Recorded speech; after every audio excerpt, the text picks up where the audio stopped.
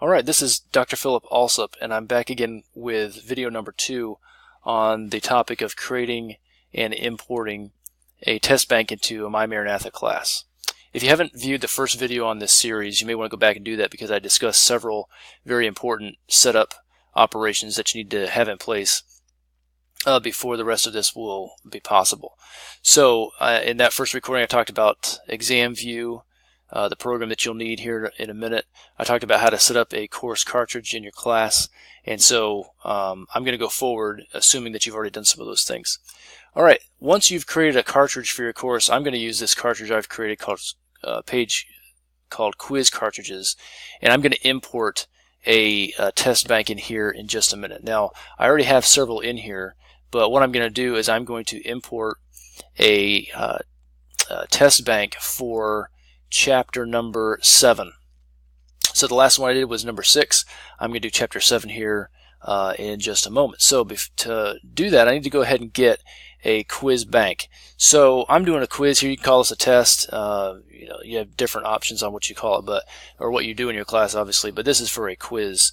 And so here's the format you need to have it in.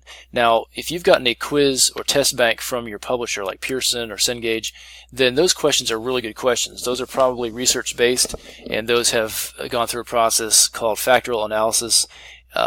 So curriculum publishers are good at preparing good quiz questions, test questions, etc.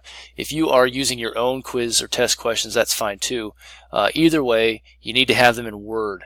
And so I've opened up Microsoft Word here, and I have a list of quiz questions for chapter number 7. And you'll notice that this set of questions, I've given this heading of completion. Exam View recognizes certain headings for test and quiz sections, and so a couple different options you have on making those are like multiple choice or completion. You can call it short answer. You can do true false.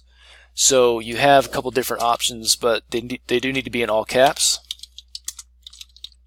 So whatever you have, your heading needs to be in all caps. You can even do essay. You can do short answer.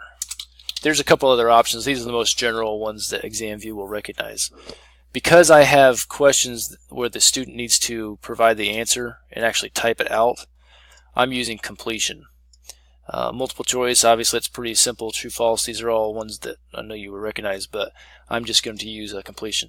Main thing here is it does need to be in all caps, and there should be no space between the heading and the first question. When we convert this quiz in a minute, ExamView and Blackboard and MyMaranatha, we have to have certain formatting things done so that this will all go smoothly. So spacing is very important. A couple notes on creating this. Your spacing is very important. So you want to have your question, you want to have your answer, and then one space between there and the next one. Your heading needs to be right above the first question. And I'll point out too, the answer needs to be capital ANS with a colon. And then one space right here. If you mess that up, you're going to have a big mess on your hands. And so take the time to go through and make sure each answer has this format, ANS colon, and that you don't have any gaps or spacing in there. When we convert this in a minute, it's going to generate an error report if we do have a mistake in there. But a couple of things that you want to make sure you have nailed down before you get that far is your heading in all caps. And by the way, if you have another heading later on, let's say I have 6 or 8 completion questions, and then I want to put in a true false section, that's completely fine. Just make sure it's in all caps. And another important thing is, let's put a space there, is that your numbering is sequential all the way through the test. So if you do start a new section, you don't restart the numbering. You want to keep the numbering the same all the way through. And so what ExamView is going to do is it's going to run through this. It's going to see a new heading, so it's going to create a new section for you, but the numbering has to be all in order, otherwise it's going to give you an error. So that would be a problem. So you can have multiple sections in here under those different headings. Just remember that numbering, that's very important. Your font should be all in Times New Roman and 12-point font. You don't want to have anything in bold. You don't want to have anything, you know, odd or italicized or different fonts. So a couple of steps there. I would say the biggest thing that I learned in this process was just this right here, making ANS and then a colon.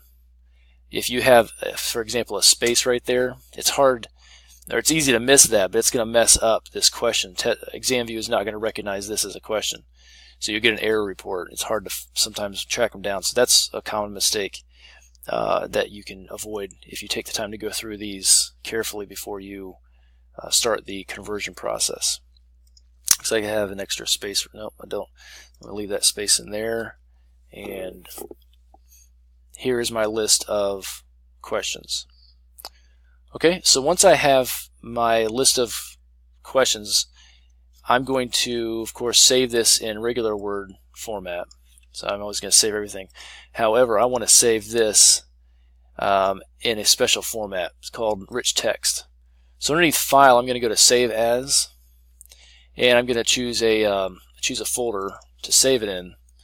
But instead of just a normal format, and I need to fix my title here, this is actually chapter number 7 for me, I need to change the format to rich text format.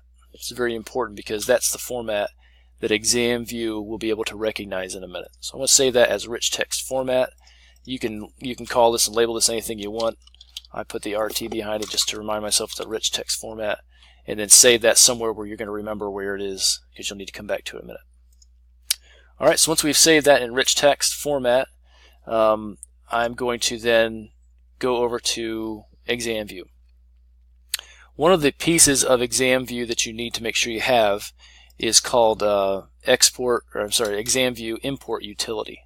You may have to search for that. It doesn't necessarily create an icon for it on your desktop, but we're going to use the ExamView Import Utility to convert this Testbank over here into the next step, which is a Blackboard cartridge. So I'm going to open up ExamView, and when I open up ExamView, I'm going to need to go ahead and find this file in just a second.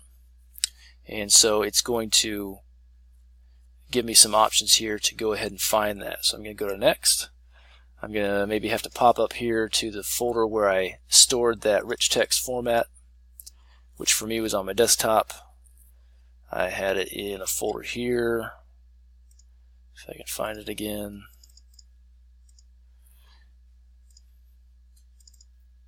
And then select that folder. And it'll pull up everything in that folder that is in rich text format, because rich text format is the only format that ExamView import can read. So it's going to pull up anything that's in rich text. So I'm going to select that one, pull it in here, and then I'm going to hit Next. And there's a couple options here you can play with. I don't usually mess with any of these, but there's a couple other things you can be aware of there. I'm going to Next through that. Next through that. And by the way, here's a list of other formats that ExamView will recognize. In case you're interested, you can view those. But next that. And then when I finish, it's going to convert the rich text format file over to a ExamView Testbank. So I'm going to finish that. And by the way, this is interesting because it gives you back a error report if there's any problems with it. So what it's doing here is it's telling me it can't read the RTF file because it's open somewhere else, and so it aborted the import. So the problem I have here, and I'm glad this happened, is the problem is that I have this still open, which is a pretty simple thing to fix. I'm just going to go back out here. I'm going to close that. Alright, so what I'm going to do is I'm going to close ExamView import. I'm going to do that again. This time when I go and upload that rich text format file, it's not open someplace else, and so it should be a little bit, it'll be able to open it for me. So let me go back here and find it. Select the folder. There's my rich text format there. Next, next, next, next, finish. And there you can see it gives me a readout again. So it's telling me that it's giving me my quiz was called Terms Chapter 7, It found 53 questions. Those questions are completion. So if I had different formats, it would have told me how many different questions of each format I had.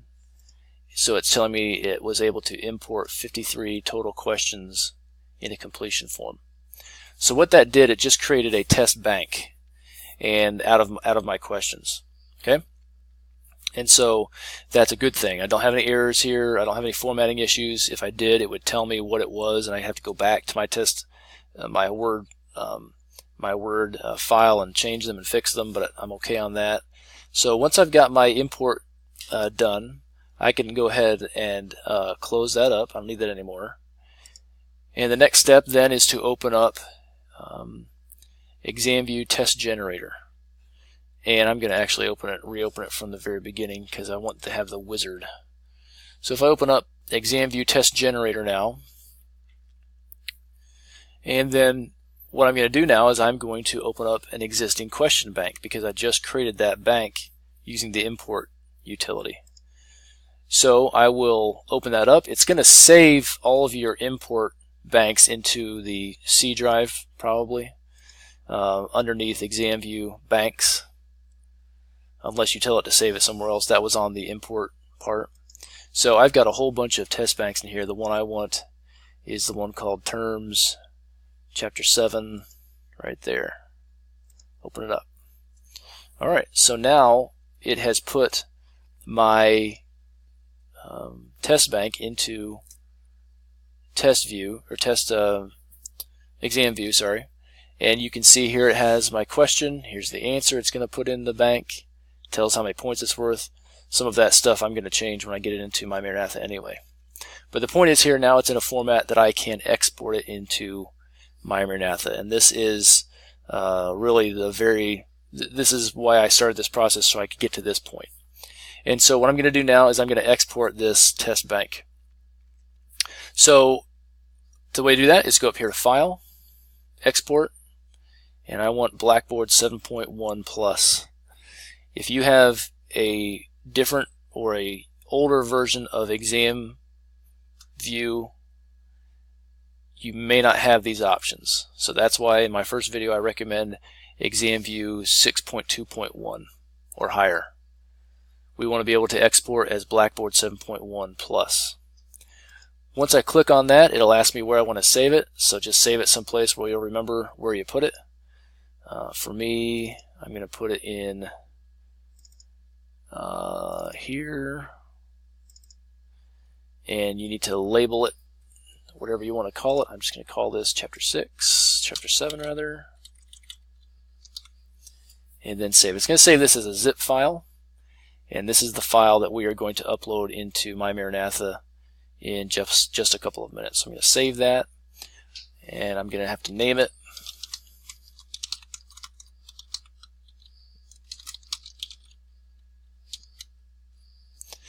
And I have to do this in 2 places.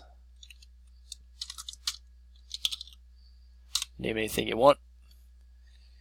And then I am okay.